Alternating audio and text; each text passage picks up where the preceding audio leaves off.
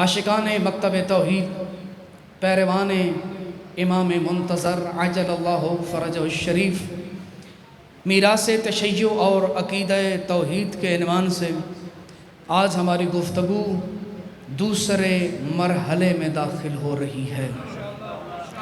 और जिस आयत को सरनामाए कलाम करार दिया, सूरह फुस्सिलत की आयत नंबर 53 में खुदा की ज़ात ने इरशाद फरमाया, अन करीब हम उन्हें निशानियाँ दिखाएंगे आफाके आलम और कायनात में भी, वफ़ी अनफुसहिम और ख़ुद उनकी ज़ातों में भी।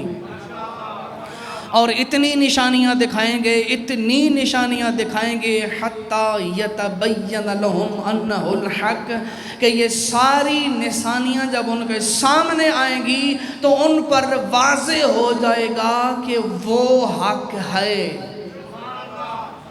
देखिए कुरान मजीद में सूरह फुस्सिलत का जो नंबर आता है 41वां सूरा है कुरान के अंदर। यहाँ अपने जो नन्हे सिपाही हैं इनके लिए एक तमहीद अर्ज़ कर दूँ। कभी कभी ऐसा होता है हम आयात पढ़ के चले जाते हैं, नंबर बता के चले जाते हैं, बाद में जब जाके आप चेक करते हैं कुरान के अंदर कि आगा साहब ने जो आयत पढ़ी है, जो सूरा बताई है, आया उसमें वाक़यान ये आयत मौजूद भी है या नहीं है, या मौजूद है तो उसमें मज़ीद चीज़ें चेक करने के लिए जब आप खोलते हैं तो एक मसला सामने आता है। क्योंकि कुरान में कुछ सूरा ऐसे हैं कि जिनके एक से ज़्यादा नाम हैं। तवज्जो है आपकी, एक से ज़्यादा नाम हैं। तो वहाँ प्रॉब्लम ये बनती है कि जब मैं सूरह फुस्सिलत कह के जा रहा हूँ और आप जाकर चेक करें और वहाँ सूरों की फहरिस्त में सूरा का नाम न मिले तो परेशान नहीं होना, क्योंकि इस सूरा के भी 2 ही नाम हैं। बाज़ कुरान के एडिशन ऐसे हैं जिनकी फहरिस्त के अंदर सूरह फुस्सिलत आया है और बाज़ एडिशन में इसका नाम हामीम सजदा आया है। और इसी कुरान के अंदर कुछ और सूरह भी मौजूद हैं कि जिनके अंदर 2 नाम हमें उनके मिलते हैं। आप सूरह तौबा को तलाश कर रहे हैं, अगर नहीं मिल रही तो उसका दूसरा नाम जहन में रखें, क्योंकि उसका दूसरा नाम सूरतुल बराअत है। 15वें पारे में चले जाएं, वहाँ पर आपको अगर सूरत नहीं मिल रही, सूरह बनी इसराइल तलाश कर रहे थे, तो याद रखें कुरान में सूरह बनी इसराइल का एक और नाम भी है, इसको सूरतुल इसरा कहते हैं, सूरतुल इसरा कहते हैं। और 1-2 मिसालें और दे दूँ आपकी इजाज़त हो तो। ये फ़ायदा मंद है। देखें, जब आप कुरान मजीद खोलते हैं, सूरत तलाश करते हैं, तो अक्सर इन मसाइल में इंसान उलझ के परेशान हो जाता है कि सूरत का नाम मुझे याद है, मुझे मिल क्यों नहीं रही। मिसाल के तौर पर आप सूरह गाफिर को तलाश करना शुरू करते हैं तो मुमकिन है आपको गाफिर के नाम से न मिले, क्योंकि अल्लाह ने इसकी सूरा का एक और नाम भी रखा है और वो है सूरतुल मोमिन। यानी मोमिन के नाम से कुरान में एक पूरा सूरा मौजूद है।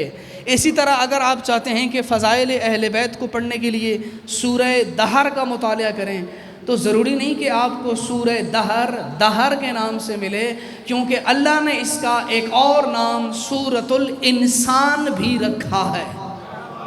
जी, सूरतुल इंसान भी रखा है। ये चंद ऐसे सूरे हैं कि जिनके 2 नाम हैं। अगर कहीं कोई एक नाम लेता है तो आपके जहन में दूसरा नाम होना चाहिए, ताकि कुरान की फहरिस्त में आसानी से तलाश करके आप उस सूरत तक पहुंच सकें। सलवात पढ़िए मोहम्मद वाले मोहम्मद पे।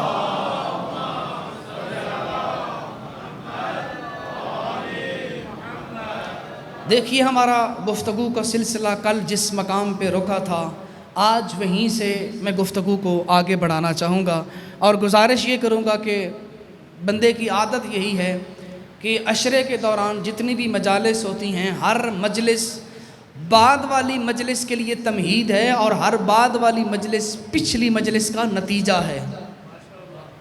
तो ये सिलसिला टूटना नहीं चाहिए। ऐसा नहीं है कि आप 1 दिन आएँ, 2 दिन आएँ, फिर तीसरे दिन छुट्टी कर लें। फिर अगर तार टूट गई तो फिर वो बात जो मैं पहुंचाना चाहता हूं इन 10 दिनों में शायद मैं उस तरह ना पहचान सकूं, ना पहुंच। इसीलिए ज़रूरी है कि आप हमेशा कोशिश करें कि कम अज़ कम मजलिस में आपकी हाज़िरी ज़रूरी हो। कल जो मौजू हमने बयान किया था توحید کے حوالے سے گفتگو کرتے ہوئے کچھ چیزیں ایسی تھیں جن کا آپ کے سامنے بیان کرنا ضروری ہے، کیونکہ آنے والے دنوں میں جو بحثیں آ رہی ہیں، جو گفتگو آ رہی ہیں، ان سب کے لیے یہ سارا مقدمہ بنے گی۔ دیکھیے، میں ایک لائن میں خلاصہ کر دوں، کل کی مجلس کا خلاصہ یہ بنتا ہے، اس کائنات میں ہر انسان ناشکرا ہے، سوائے ان لوگوں کے جنہوں نے اللہ کے بنائے ہوئے ہادیان برحق کی امامت اور ولایت کو تسلیم کیا۔ اس کا مطلب یہ ہے ہر شیعہ قرآن کی اصطلاح کے مطابق شاکر بھی ہے، ذاکر بھی ہے، شاکر بھی ہے اور ذاکر بھی ہے۔ یہاں تک میں نے بات پہنچائی تھی اور میں نے کہا تھا اس کائنات میں جتنی بھی نعمتیں ہیں، ہر ایک نعمت آیت ہے خدا تک پہنچنے کی۔ سورہ یونس آیت نمبر 6 میں اللہ نے ارشاد فرمایا، ان فی اختلاف اللیل والنہار وما خلق اللہ فی السماوات والارض لآیات لقوم یتقون، کہ دنیا والو یاد رکھو یہ رات اور دن کا آنا جانا اور زمین و آسمان کے درمیان جتنی چیزیں اللہ نے پیدا کی ہیں وہ ساری مخلوقات لآیات، یہ ساری نشانیاں ہیں، لقوم، ایک ایسی قوم کے لیے، یتقون، کہ جو چاہتے ہیں کہ ہلاکت سے بچ جائیں۔ جی، جو چاہتے ہیں ہلاکت سے بچ جائیں، ان کے لیے نشانیاں ہیں۔ اسلام زبردستی کا مذہب نہیں ہے کہ یہ زبردستی آپ سے منوائے گا کہ ان نشانیوں کو مانو، نہیں، فرمایا ہیں، آیات ہیں، نشانیاں ہیں، اور ایسی قوم کے لیے ہیں کہ جو قوم ہلاکت سے بچنا چاہتی ہے۔ اب جو بندہ ہلاکت سے بچنا چاہتا ہے، بلند تر صلوات پڑھیے۔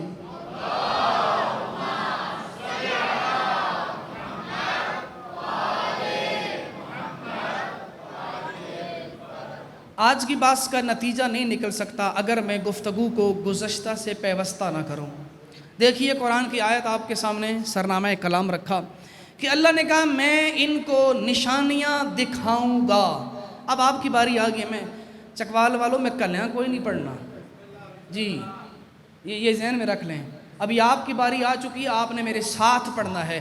اللہ نے کائنات میں جتنی نشانیاں بنائی ہیں، جتنی نعمتیں آئی ہیں، میں آیات کی جگہ نعمت اس لیے استعمال کر رہا ہوں، کچھ لوگ آیت کا نام سن کے گھبرا جاتے ہیں، نعمت کا نام سن کے نہیں گھبراتے، تو میں نے وہ نام انتخاب کیا ہے جو زیادہ دلوں کے قریب ہے۔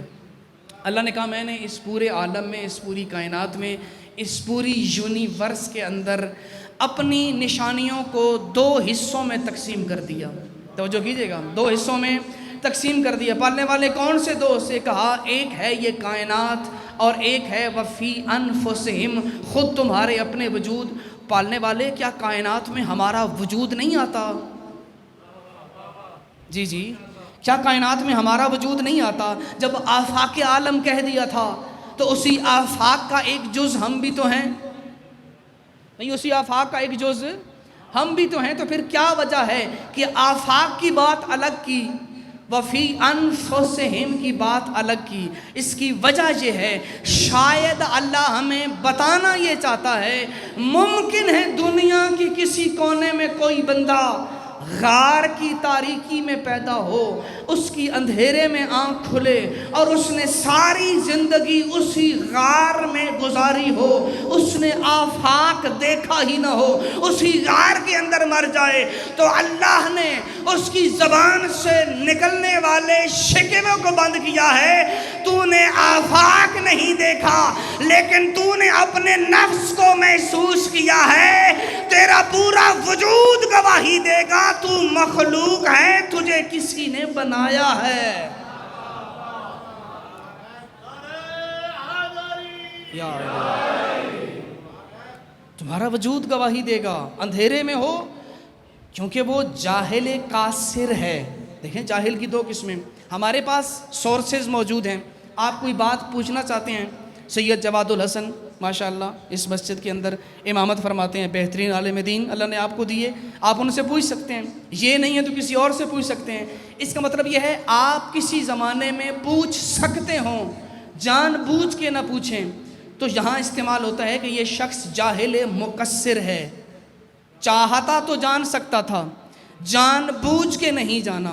جاہل مقصر کے لیے کوئی چھوٹ نہیں ہے، یاد رکھیے گا، جاہل مقصر کے لیے کوئی چھوٹ نہیں ہے۔ لیکن اس کے مقابلے میں ایک ایسا شخص جس تک سورسز پہنچے ہی نہیں، جس نے آفاق کو دیکھا ہی نہیں، جس نے کسی عالم کو دیکھا ہی نہیں، جس کے پاس سورسز ہی موجود نہیں، وہ جاہل کاسر ہے۔ لیکن اس کے لیے بھی اللہ نے کہا ہے تو آفاق سے جاہل ہے، اپنی ذات سے تو جاہل نہیں ہے۔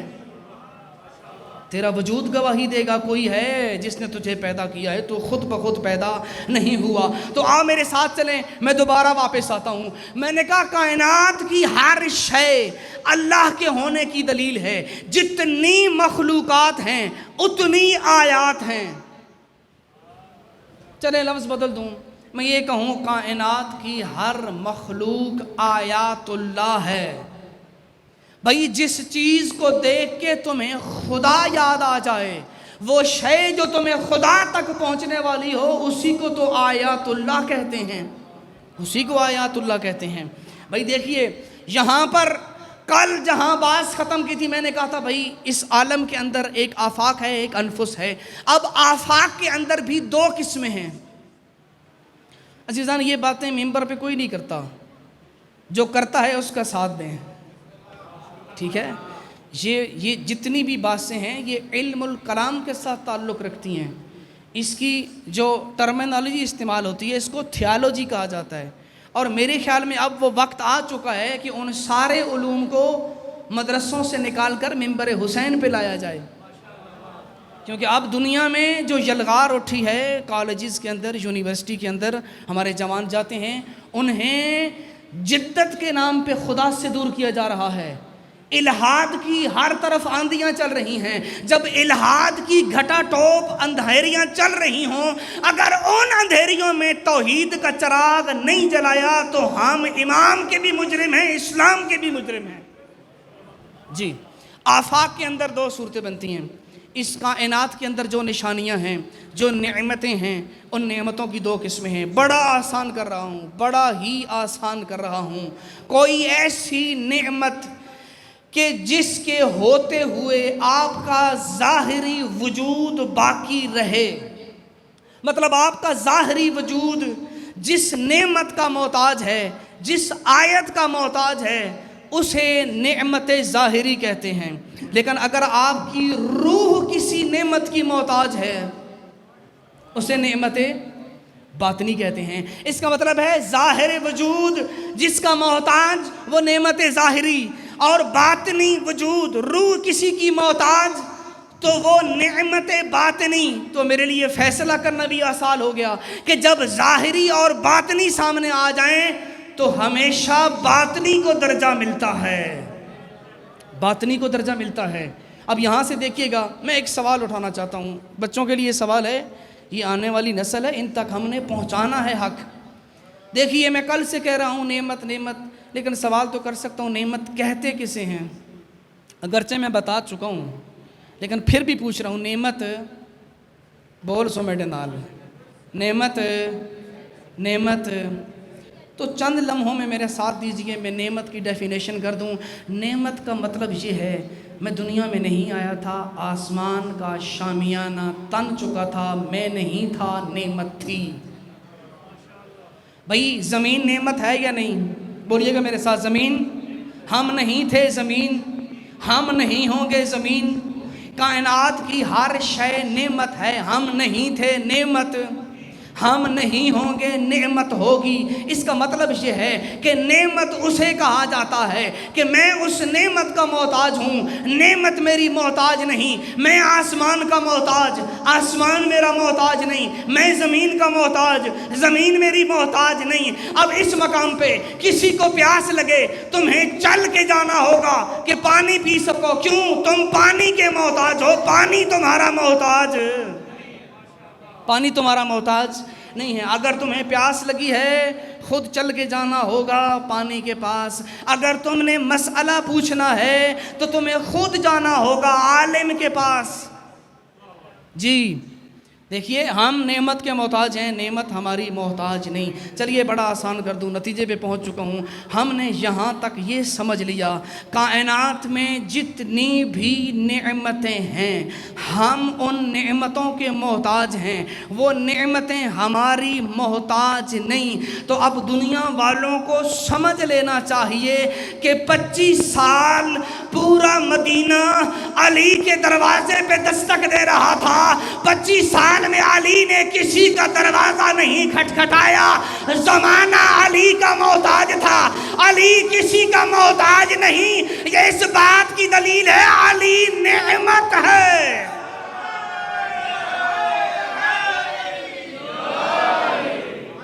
یہ اس بات کی دلیل ہے کہ علی نعمت ہے۔ ہر کسی نے مشکل میں دروازہ کھٹایا، یا ابا تراب مشکل حل کیجئے۔ جو علی کو مانتا تھا علی نے اس کی بھی مشکل کشائی کی۔ بھائی جو علی کو نہیں مانتا تھا علی نے اس کی بھی مشکل کشائی کی۔ علی نمائندہ ہے اس خدا کا، جو خدا کو مانے خدا اسے بھی دیتا ہے، جو نہ مانے خدا اسے بھی دیتا ہے۔ نمائندہ ہے۔ ہاں، کائنات کا ہر انسان علی کا محتاج تھا۔ علی نے کبھی کسی کے آگے دستے سوال دراز نہیں کیا۔ چلے ایک بات اور کہہ دوں، خلیل بن احمد فراہیدی نام سنا ہوگا آپ نے، یہ لغت کے ان ماہرین میں شمار ہوتا ہے کہ عرب کے اندر اس کو وہ مقام حاصل ہے، دنیا میں سب سے پہلی لکھی جانے والی عربک ڈکشنریوں میں سے اس کی ڈکشنری کا نام آتا ہے۔ مطلب آج اگر کسی عالم کو، چاہے شیعہ ہو سنی ہو، بھائی کسی بھی مسلک کا عالم ہو، اس نے کسی لفظ کا معنی دیکھنا ہے نا، تو وہ دیکھے گا کہ خلیل بن احمد فراہیدی نے کیا معنی بیان کیا ہے۔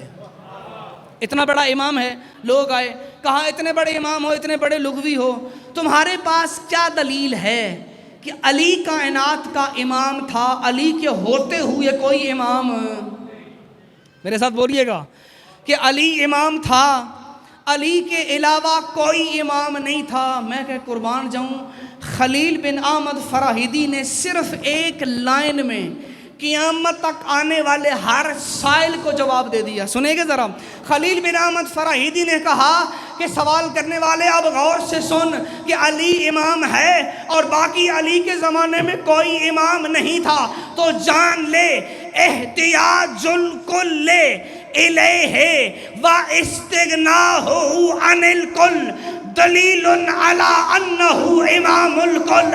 علی کے زمانے میں سب کا علی کا محتاج ہونا اور علی کا سب سے بے نیاز ہونا، یہ دلیل ہے علی امام الکل ہے۔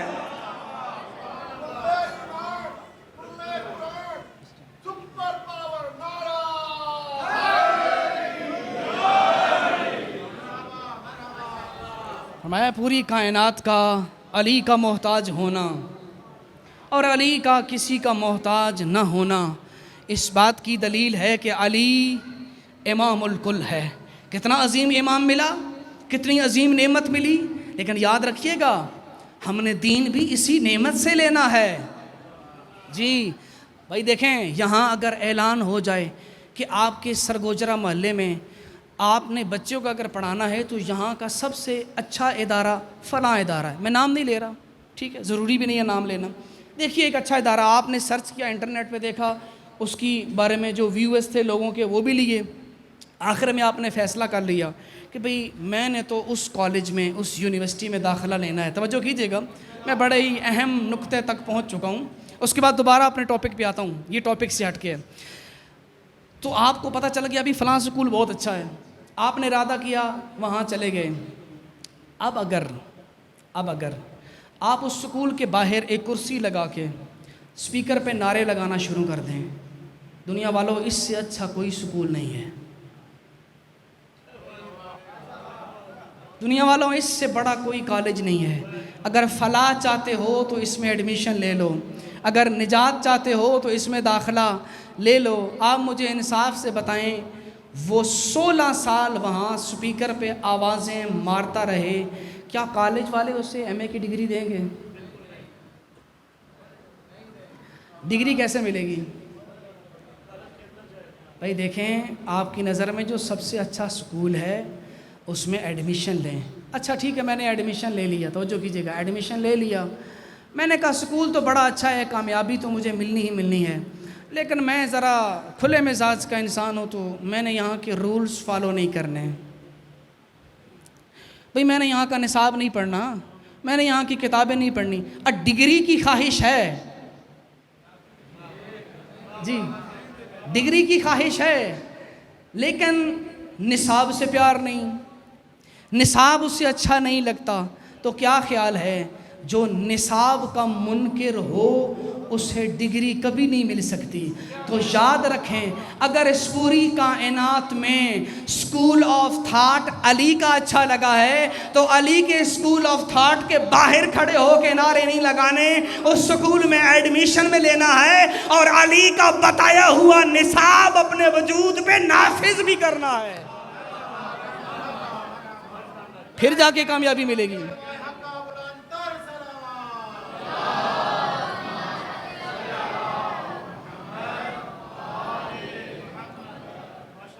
نصاب ہے قرآن، نصاب ہے قرآن، اور نجات کی ڈگری کا نام ہے جنت، اور اس تک پہنچنے کے وسیلے کو علی کہتے ہیں. اگر اس کے نصاب کے منکر ہوگے نا، اگر اپنی خواہشات کی پیروی کرو گے کہ نہیں مولا تو میں نے امام کو مان لیا ہے لیکن مولا کی نہیں مانی، اپنی مانی ہے، تو پھر آپ مولا کو ہی نہیں مانتے. بلکہ الفاظ بدل دوں، جو مولا کی مانتا ہے وہ دراصل مولا کو مانتا ہے، جو مولا کی نہیں مانتا وہ مولا کو بھی نہیں مانتا، کیونکہ مولا کو تو وہ بھی مانتے ہیں جو لا الہ الا اللہ محمد الرسول اللہ نہیں پڑھتے.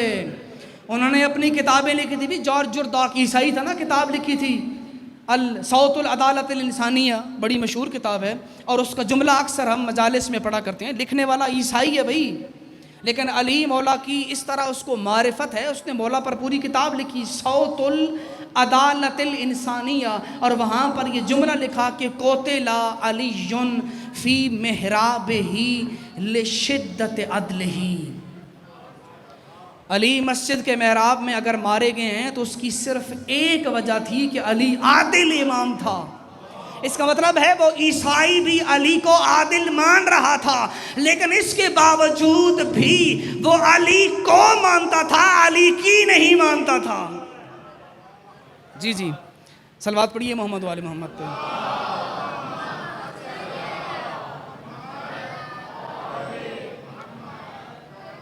چلیے ابھی آپ کے اذہان میرے ساتھ مل گئے ہیں، دوبارہ قرآن کی طرف آتے ہیں. قرآن سے پوچھتے ہیں قرآن تو ہمیں بتا، ہم اللہ کو پہچاننا چاہتے ہیں، اس کو جاننا چاہتے ہیں. تو یقین جانیے پوری کائنات ہمیں چیخ چیخ کر کہے گی، سوال کرنے والے کبھی اللہ تو تیرے پاس آیا نہیں، وہ ہمارے پاس آ جائے وہ نہیں رہتا، تم اس کے پاس جا نہیں سکتے، تم ادھر چلے جاؤ تو تم نہیں رہتے. تو یاد رکھنا، کوئی ایسی ہستیاں تلاش کرنا جو نہ اس جیسے ہوں نہ تم جیسے ہوں، ان میں اللہ نے دونوں جنبے رکھے ہوں، وہ جنبہ نورانی سے وہاں سے متصل ہو جائیں، وہاں سے دین لیتے جائیں اور ظاہری بشری وجود کے ذریعے ہم جیسوں کو دیتے جائیں. تو کیا خیال ہے، توحید کی ایک دو اہم ترین بحثیں قرآن اور اہل بیت سے حل نہ کرائی جائیں؟ بھئی ہم نے مان لیا ہے نصاب عظیم ہے، امام عظیم ہے، نصاب عظیم ہے تو نصاب کو سمجھنا چاہیے، امام عظیم ہے تو امام سے سوال بھی کرنا چاہیے. آئیے مل کر چلتے ہیں قرآن کی طرف. قرآن میں سورہ زخرف کے اندر اللہ نے ارشاد فرمایا، فَلَمَّا آسَفُونَا انتقمنا منہم فَأَغْرَقْنَاهُمْ أَجْمَعِينَ. قرآن نے ہمیں یہ پیغام دیا، اس زمانے میں چلے جاؤ جب فرعون کا زمانہ تھا اور فرعون کے مقابلے میں آنے والی حجت خدا کا نام موسیٰ تھا. یہ توحید کا ٹاپک میں نے ابھی شروع کیا ہے، ٹھیک ہے نا، ابھی تھکنا نہیں، یہ سارا ایک تمہید تھی کہ اس بات کو میں سمجھا سکوں. بھئی دیکھیے قرآن نے کہا فَلَمَّا آسَفُونَا انتقمنا منہم.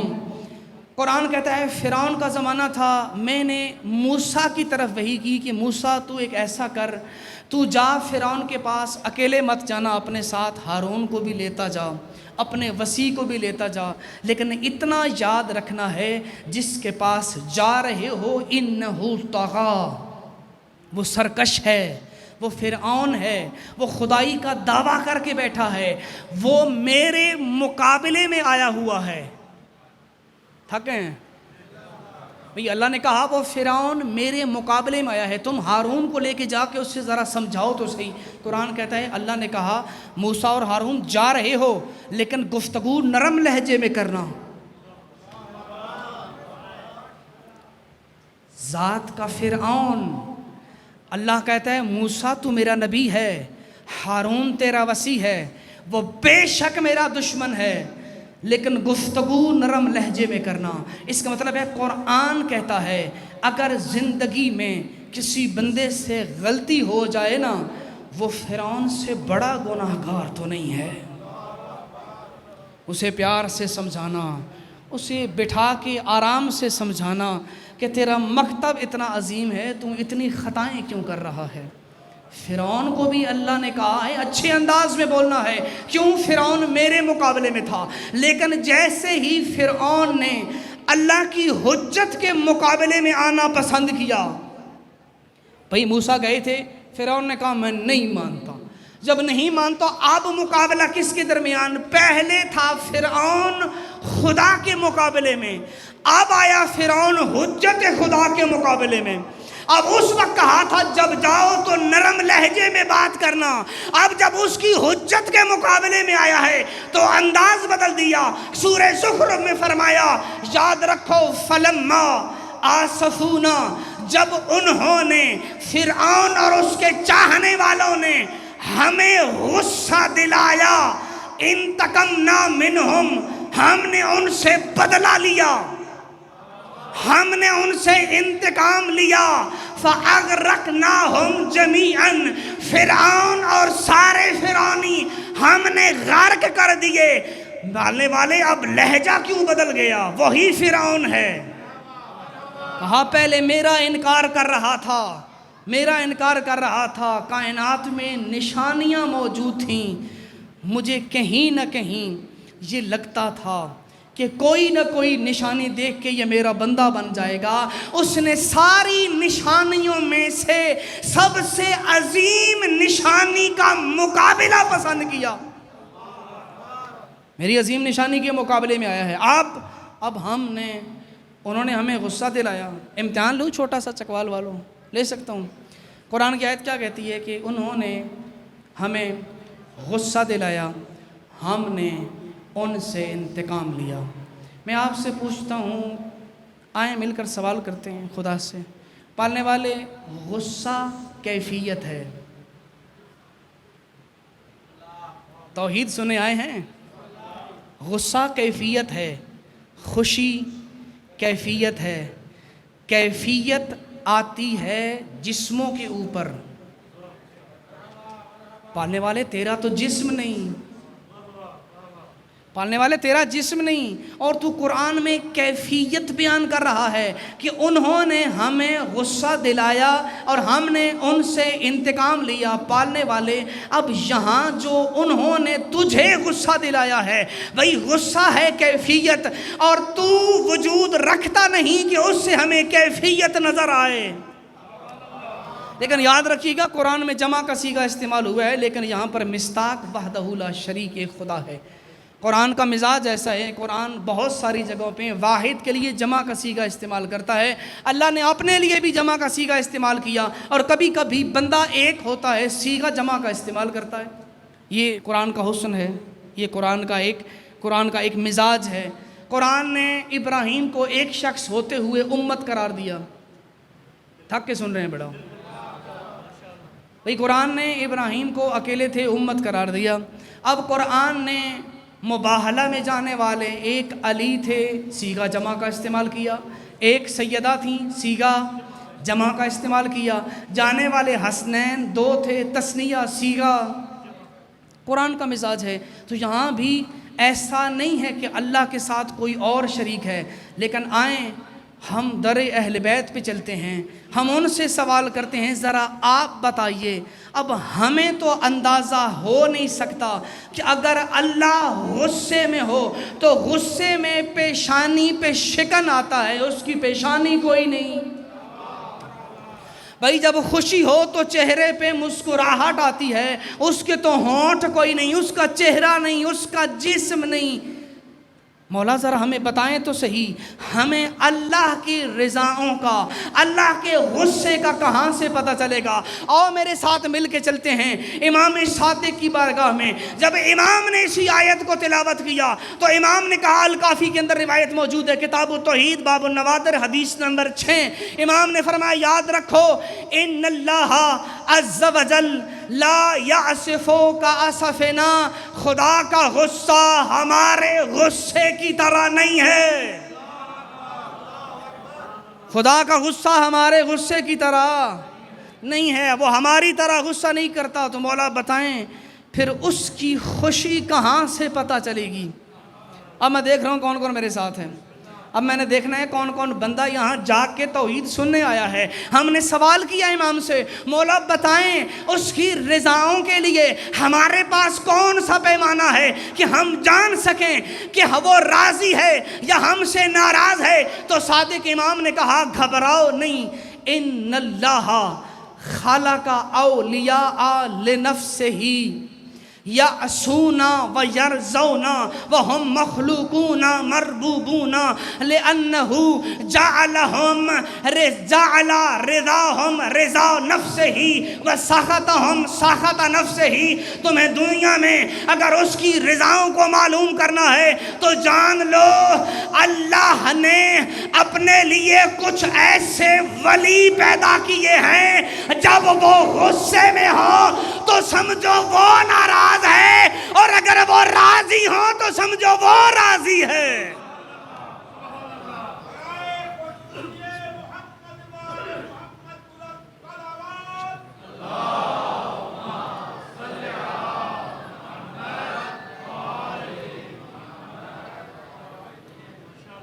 ان اللہ خلق اولیاء لنفسہ، اللہ نے اپنے لیے کچھ اولیاء بنائے ہیں، یعصون و یرضون، وہ غضبناک ہوتے ہیں، وہ راضی ہوتے ہیں، اور اللہ نے ان کو وہ مقام عطا کیا ہے، ان کی رضاؤں کو اپنی رضا قرار دیا، ان کی ناراضگیوں کو اپنی ناراضگی قرار دیا۔ اس کا مطلب ہے اس بھری کائنات میں اللہ کی رضاؤں کے مصدر کو آل محمد کہتے ہیں۔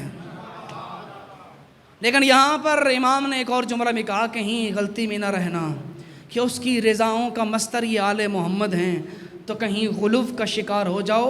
تمہیں یہ بھی بتا دیا یہ جن ہستیوں کو معیار بنایا ہے اپنی رضاؤں کا، ہم مخلوقون مربوبون، ان کا مقام یہ ہے خالق وہ ہے یہ مخلوق ہیں، رب وہ ہے یہ مرزوق ہیں۔ رب وہ ہے یہ مربوب ہیں، وہ خالق ہیں یہ مخلوق ہیں۔ اس کا مطلب ہے اس بھری کائنات کے اندر 14 وہ چہرے ہیں کہ جن چہروں سے ہمیں پتہ چلے گا کہ آیا وہ ہم سے راضی ہے یا راضی نہیں ہے، وہ ہم سے راضی ہے یا راضی نہیں ہے۔ تو کتنے ایک اہم پوائنٹ تک ہم پہنچ گئے بھی۔ قرآن میں کہا کہ انہوں نے ہمیں غضبناک کیا، اب جنہوں نے 14 کا انکار کیا وہ اللہ کی رضاؤں کو کہاں ڈھونڈیں گے؟ اور جنہوں نے 14 کا دروازہ کھولا ہے اور جنہوں نے 14 کے دروازے کو چھوڑا ہے، وہ ان چہروں کا انکار کر کے کیسے کہہ سکتے ہیں ہم رب کے ماننے والے ہیں؟ تو کیا خیال ہے قرآن سے ایک اور مسئلہ بھی حل کرایا جائے توحید کا؟ صلوات پڑھیے بلند آواز سے۔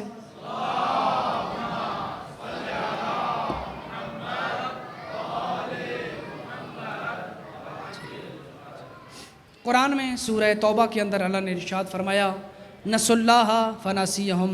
اب یہاں پھر امتحان ہے چھوٹا سا، بھائی دیکھیے قرآن کا مزاج سمجھیے، اہل بیت کے دروازے پر جائیے، وہاں سے آپ کو جواب ملے گا۔ قرآن کہتا ہے نسوا اللہ، ان لوگوں نے اللہ کو بلا دیا، فنسیہم، اللہ نے انہیں بھلا دیا. توجہ نہیں کی. چلے میں سوال کرتا ہوں, بھولنے والا اللہ ہو سکتا ہے؟ بھئی بھولنے والا اللہ ہو سکتا ہے؟ بھئی جو بھول جائے وہ اللہ ہو سکتا ہے؟ تو آئیے نا پھر در اہل بیت سے جواب مانگتے ہیں کہ ان لوگوں نے اللہ کو بھلا دیا, اللہ نے ان سب کو بھلا دیا, کیا مطلب ہے؟ شیخ الجامعہ شیخ محسن علی نجفی صاحب نے اپنی تفسیر میں اس کا جواب دیتے ہوئے کہا ہے کہ نس اللہ, ان لوگوں نے اللہ کو بھلا دیا, اس کا مطلب یہ ہے انہوں نے اللہ کی اطاعت کو چھوڑ دیا. اگر علی کہہ رہے ہیں کر, اس نے علی کی بات نہیں مانی, اس نے حسن کی بات نہیں مانی, اس نے حسین کی بات نہیں مانی, اس نے 14 کی اطاعت کا انکار کیا. نس اللہ, وہ اللہ کو بھول گیا, وہ اللہ کو بھول گیا. اور جواب میں پھر اللہ نے بھی کیا خوب انتقام لیا, کیا خوب جواب دیا. کہا جب وہ مجھے بھول گئے ہیں فناسیہم, تو میں بھی انہیں بھول گیا. روایات میں ہے اللہ کے بھولنے کا مطلب یہ ہے کہ اللہ نے انہیں ان کے حال پہ چھوڑ دیا. بھئی اس سے بڑی سزا کوئی نہیں ہوتی, اس سے بڑی سزا کوئی نہیں ہوتی. اللہ نے انہیں ان کے حال پہ چھوڑ دیا. اب وہ رحمت پروردگار سے دور ہیں.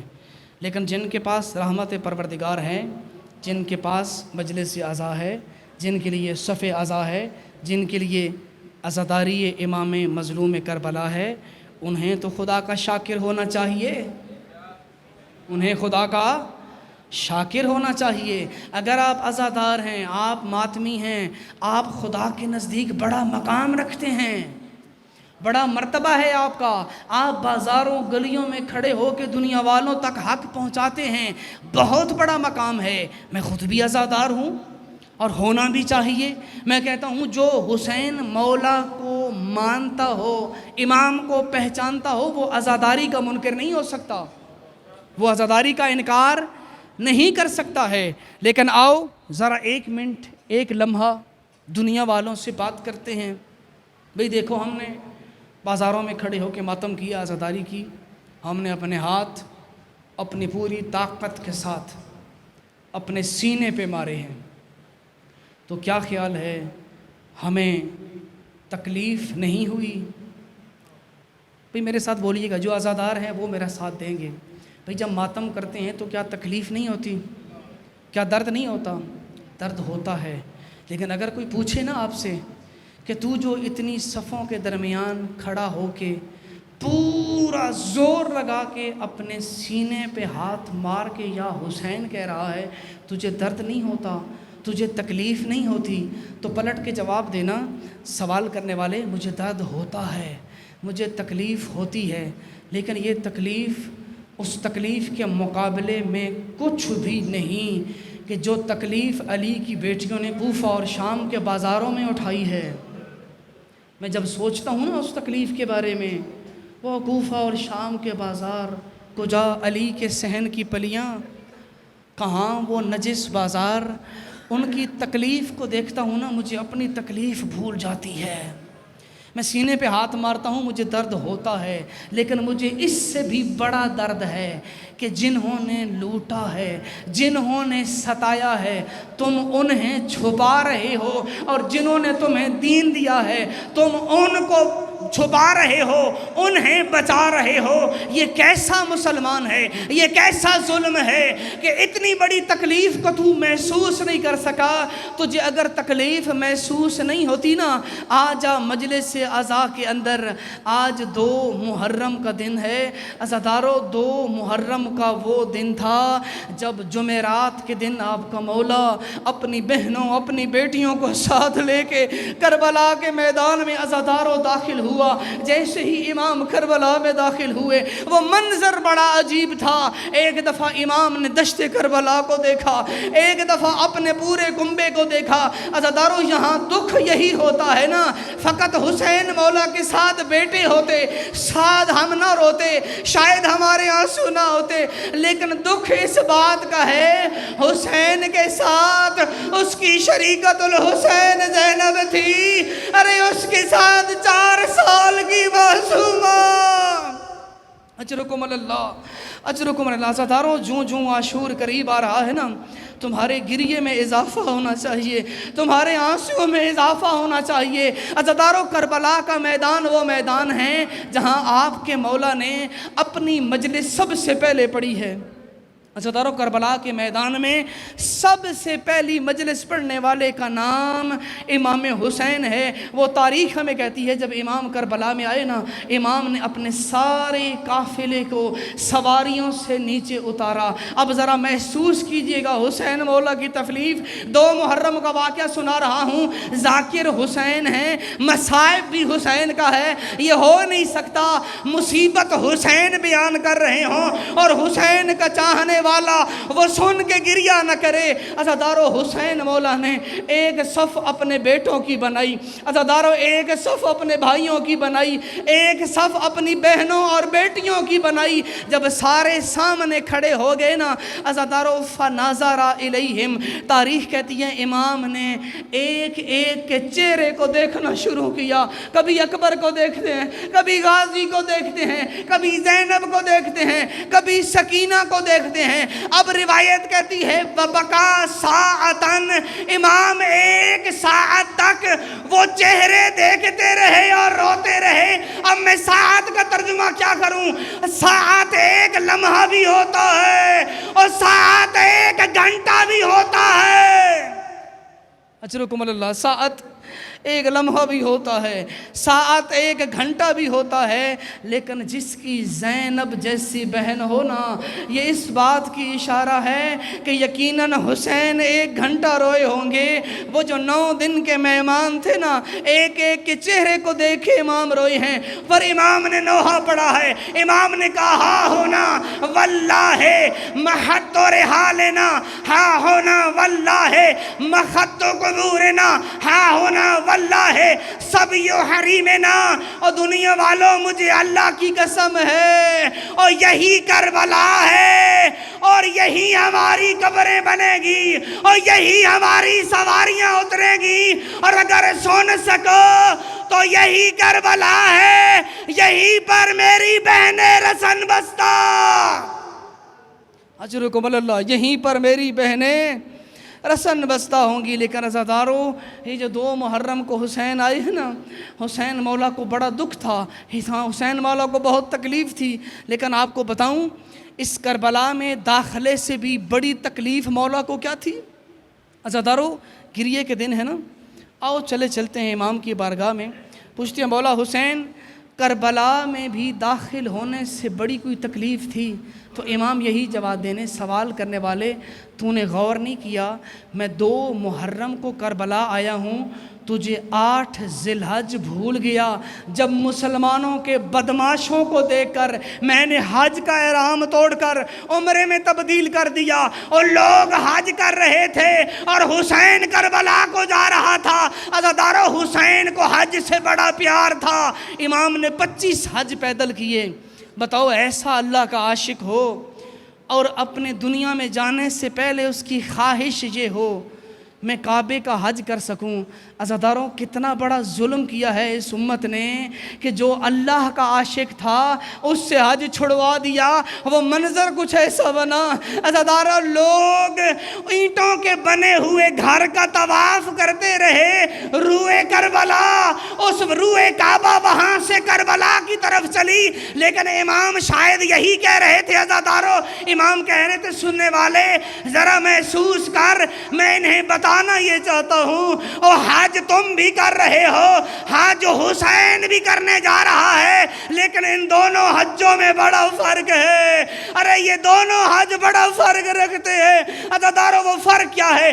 پہلا فرق یہ ہے، حسین کہنا چاہتے ہیں عزاداروں میں ایک حج کرنے جا رہا ہوں، وہ حج اس حج سے علیحدہ ہے، بس فرق یہ ہے یہاں پر جو حاجی ہوں گے کوئی صفا اور مروہ کے درمیان دوڑ کے سعی کرے گا، اور مجھے حسین کا حج یہ ہے کربلا کے میدان میں اور کبھی اکبر اٹھا کے لاتا ہوں اور کبھی قاسم اٹھا کے لاتا ہوں، اجرکم اللہ، اجرکم اللہ، اور کبھی اکبر کی لاش لاتا ہوں، کبھی قاسم کی لاش لاتا ہوں۔ عزادارو یہ منظر کچھ ایسا ہے، امام نے 71 دفعہ لاشیں اٹھائے ہیں، خیام میں آئے ہیں، اور امام شاید یہی کہنا چاہتے ہیں تجھے بتاتا جاؤں ان کے اور میرے حج میں یہ بھی فرق ہے، جب ان کا حج ختم ہوگا وہ لوگ اپنے بال کٹوائیں گے، اور جب میرا حج ختم ہوگا میں حسین سر کٹوا دوں۔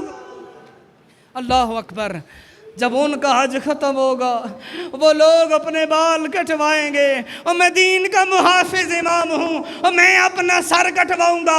عزادارو آخری جملہ پرسہ دیجئے امام کو۔ امام کہنا یہ چاہتے ہیں تمہارا حج ختم ہوگا تو تم احرام اتارو گے، اور جب ہمارا حج ختم ہوگا زینب ام کلثوم کی چادریں